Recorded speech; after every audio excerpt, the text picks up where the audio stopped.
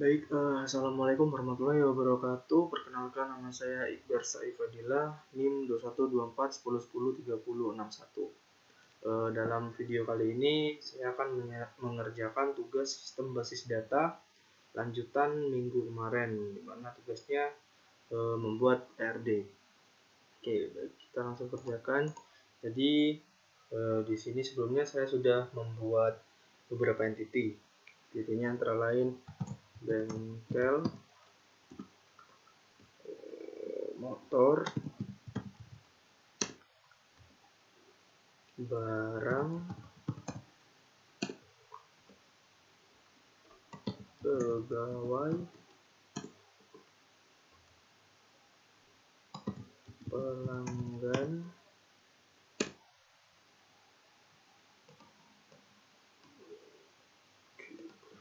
sudah, transaksi, dan nota.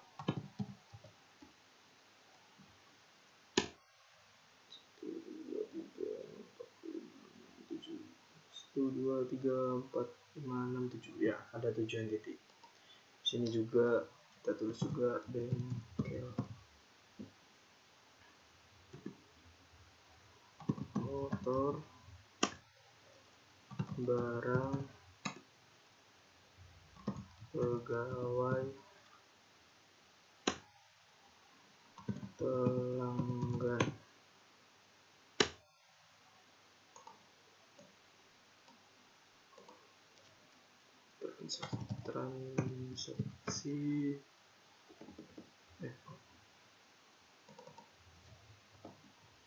Transaksi dan nota.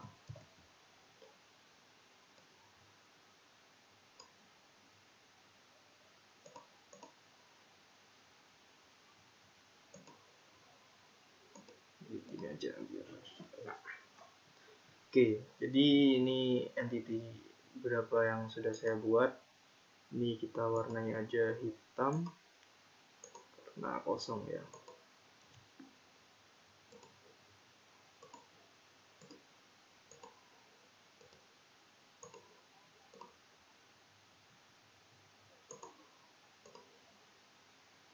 Nah, kemudian untuk entity-nya itu ada beberapa. Misal ini yang sudah saya untuk relationship-nya, Jadi untuk relationship-nya ini ada beberapa yang sudah saya cari. Yang pertama ini ada barang.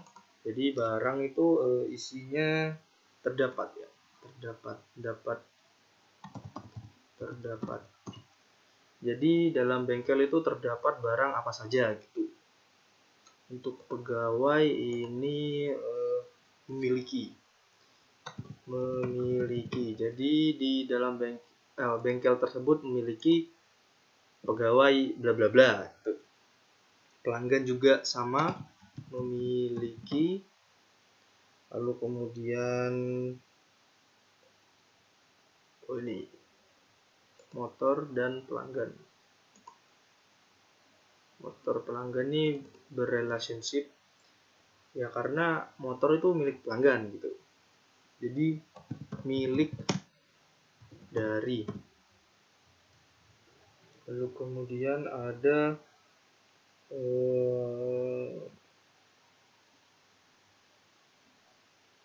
barang dengan bengkel. Barang dengan bengkel sama milik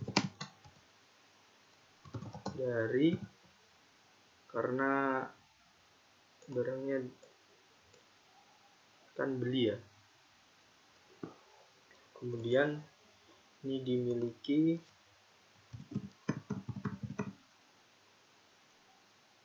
Kemudian ini pelanggan sama seperti tadi, pelanggan dengan motor. Jadi ini milik.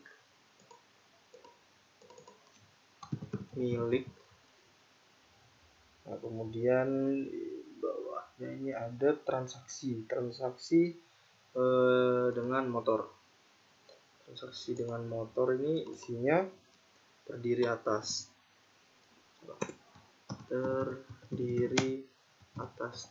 Karena dalam transaksi kan, di dalamnya transaksi itu ada seperti itunya, terdiri atas. Buat transaksi dengan barang juga sama seperti transaksi dengan motor, kiri atas. Kemudian transaksi dengan pegawai. Transaksi dengan pegawai ini isinya mencatat, karena pegawai mencatat transaksinya. Mencatat. Kemudian transaksi dengan pelanggan. Transaksi pelanggan dilakukan. Jadi transaksi tersebut dilakukan oleh pelanggan, itu intinya. Kemudian ada nota dengan transaksi. Nota dengan transaksi ini isinya mencetak. Karena setelah melakukan transaksi, maka kita akan mencetak notanya. Oke, ini sama seperti nota dan transaksi. Jadi dalam nota itu isinya terdiri dari bla bla bla transaksi. Terdiri dari, kemudian transaksi dengan pelanggan sama seperti tadi, melakukan. Jadi melakukan. Ya, mungkin sudah, mungkin itu saja sementara ini.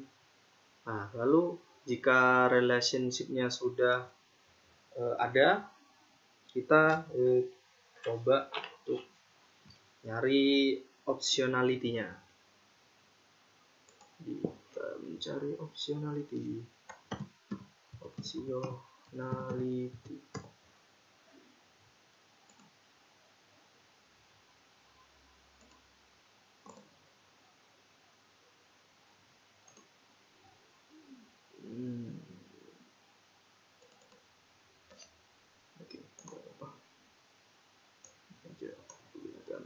Oke.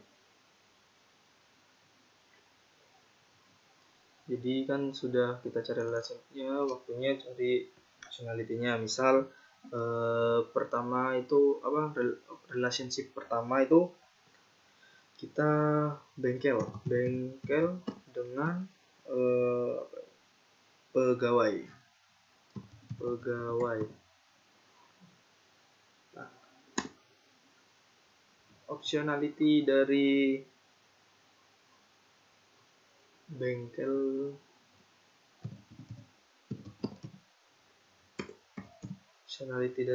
itu mandatory ya. Kita tulis saja M. Sedangkan optionality dari pegawai itu opsional. Kenapa? Karena dalam bengkel ini gimana ya? Dalam entity bengkel ini kita wajib mengisikan data pegawai. Tapi dalam data pegawai kita kan tidak perlu mengisikan data dari bengkel tersebut. Jadi seperti itu. Terus selanjutnya motor dengan pelanggan. Kita biar cepat aja, jadi yang kanan, yang sisi ini punya yang kanan, yang sisi ini kiri ya.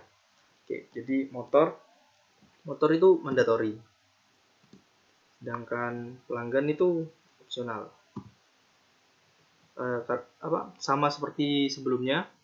Jadi dalam entity motor itu kita menuliskan data pelanggan supaya tahu motor siapa sih ini. Jadi gitu. Untuk pelanggan itu tidak wajib atau opsional. Kemudian transaksi dengan motor. Jadi transaksi motor itu sama mandatory dengan opsional. Jadi dalam data transaksi itu wajib harus ada data motornya, tapi dalam data motor tidak wajib menaruh data dari transaksi gitu. Selanjutnya transaksi dengan barang. Untuk barang ini kurang lebih sama ya, sama seperti motor karena sama-sama barang, maksudnya untuk motor itu mungkin servis, kalau barang itu mungkin kita beli barangnya. Jadi penjelasannya mungkin sama. Selanjutnya transaksi dengan pegawai. Ini juga pegawai mandatori dan opsional. Jadi dalam data transaksi itu kita harus menuliskan data pegawai supaya kita tahu siapa sih yang bertanggung jawab dalam melaksanakan transaksi tersebut. Nah, dalam data pegawai kita tidak perlu maksudnya opsional untuk menuliskan data dari transaksi gitu. Selanjutnya transaksi dengan pelanggan. Oke, ini mungkin hampir sama seperti pegawai.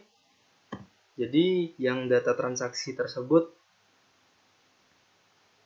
kita perlu menuliskan data pelanggannya supaya kita tahu siapa sih yang melakukan transaksi pada saat itu. Sedangkan untuk data pelanggan sendiri itu opsional untuk menaruh data dari transaksi. Oke, selanjutnya nota dengan transaksi. Kalau ini ya salah. Ini mandatory. Jadi dalam nota itu kita wajib melakukan menuliskan data, maksudnya gimana ya? Kayak menuliskan data transaksi, dan begitu pula sebaliknya dari data transaksi kita juga harus menunjukkan data dari nota. Itu memungkinkan misal biar tidak miss data, jadi biar tidak ketuker gitulah datanya. Jadi kalau notanya pada tanggal segini, transaksinya juga pada tanggal segini, jadi sama. Kalau sama itu pasti nota itu. Nah, jadi ini sama-sama mandatory. Itu. Terakhir barang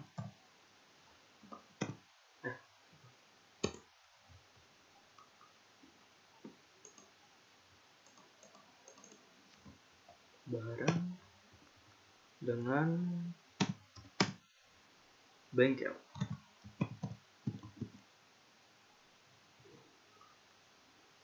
Oke.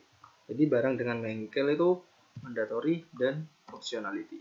Jadi dalam barang tersebut kita terus menuliskan data dari bengkelnya juga.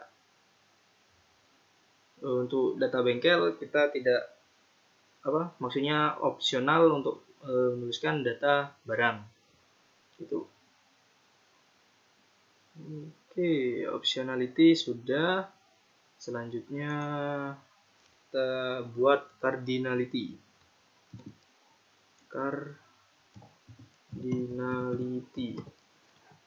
Sama seperti tadi ya, kita pakai data yang di sampingnya.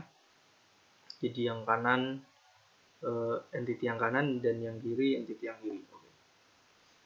Cardinality yang pertama itu ada bengkel dengan pegawai. Nah, ini saya mencari itu one to many. Jadi dalam tulisannya itu yang many itu bengkel dan yang one itu pegawai. Karena dalam satu bengkel itu kan memungkinkan kalau mempunyai banyak pegawai. Tapi tapi satu pegawai itu kan nggak mungkin sih kayak bekerja di beberapa bengkel. Bisa jadi, tapi nggak bener gitu. Oke, selanjutnya motor dengan pelanggan. Motor dengan pelanggan ini sama mandatory. Nah, gini. Jadi motor itu kan pasti punya pemilik. Nah, ibaratkan pelanggan ini pemiliknya ya. Motor punya pemilik dan itu hanya satu pemilik. Gak mungkin kan kalau motor satu punya siapa bagi berdua, itu kan enggak. Nah, tapi dalam pelanggan sendiri itu kan bisa jadi punya 2 atau lebih sepeda. Itu. Selanjutnya transaksi dengan motor.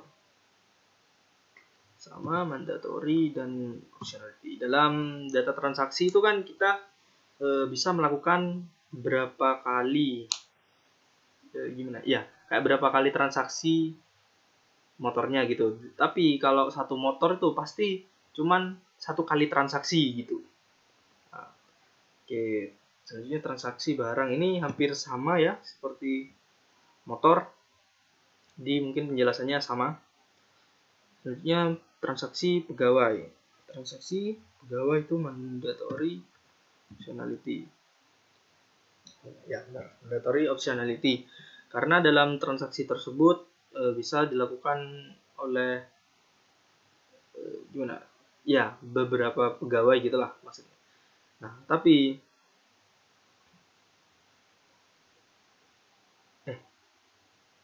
maaf. Ini tadi sepertinya salahan ya. Ini maksud saya yang M ini many ya. Ini ya. Tulis aja biar gak bingung juga ini. Many. Yang ini one. Maaf, salah pengucapan dari tadi sepertinya. Oke, jadi seperti ini. Untuk yang ini mandatory.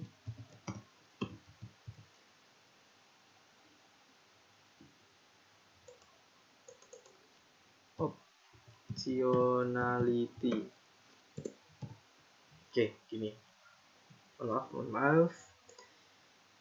Ya, jadi yang transaksi pegawai itu many ke one atau one to many. Jadi bagian many-nya itu di bagian transaksi dan one-nya itu pegawai. Karena dalam transaksi bisa dilakukan oleh beberapa pegawai, tapi dalam satu pegawai itu melakukan satu transaksi gitu. Ini sama.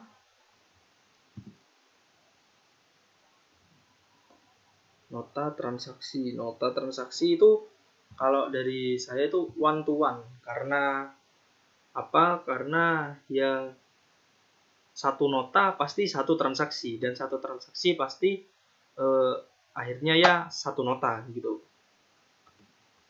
Untuk barang bengkel itu one to many. Oke, jadi gini. Dalam bengkel gimana? Kita ada beberapa barang.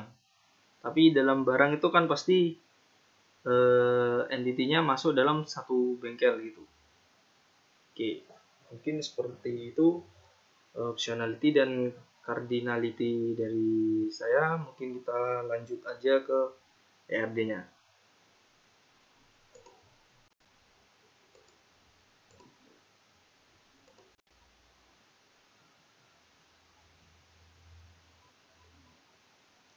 Tunggu sebentar.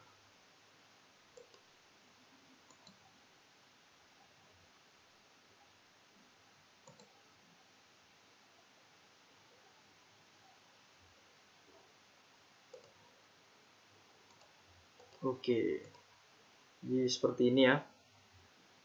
Ini dalam beberapa entity, ada 7 entity dan ini sudah ada atributnya. Dan di sini sudah ada juga UID-nya, unit identifier-nya. Nah, untuk ini seperti yang sudah saya jelaskan tadi, garis-garisnya. Jadi ini yang strip-strip ini optionality dan yang solid ini mandatory, dan untuk yang ada kakinya ini many, dan untuk yang tidak ada ini berarti one. Misal untuk data transaksi dan nota itu tadi seperti ini ya, karena tadi itu kan solid, sama-sama wajib, sama-sama mandatory, dan juga sama-sama one to one. Jadi seperti ini. Ya, untuk penjelasannya mungkin sama seperti tabel yang tadi saya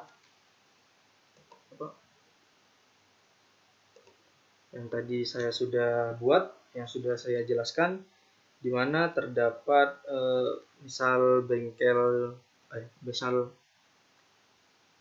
barang dengan bengkel ini, nah ini milik dari gitu. Dan untuk sebaliknya, untuk milik dari dan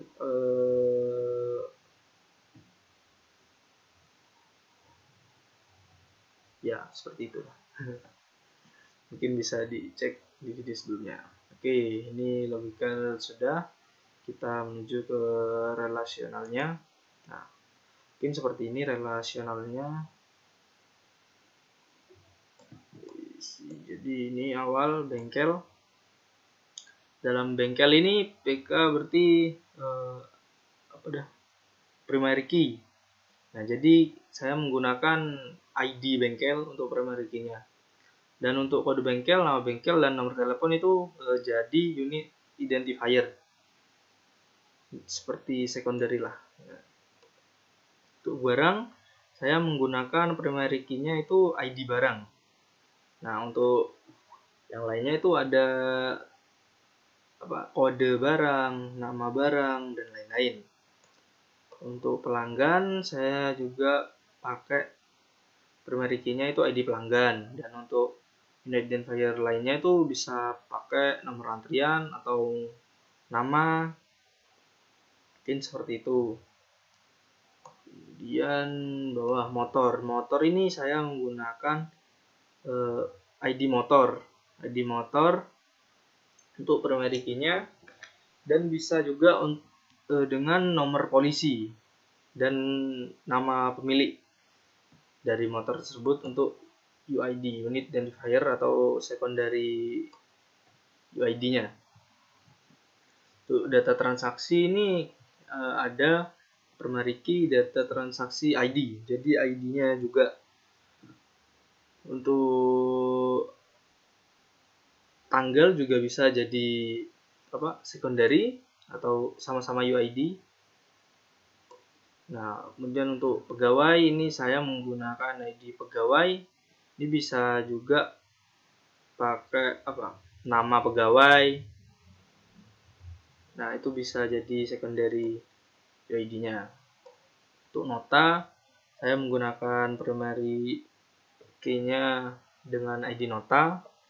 Nah, itu bisa nomor faktur, tanggal, itu bisa menjadi secondary UID-nya. Baik, mungkin itu saja penjelasan dari saya.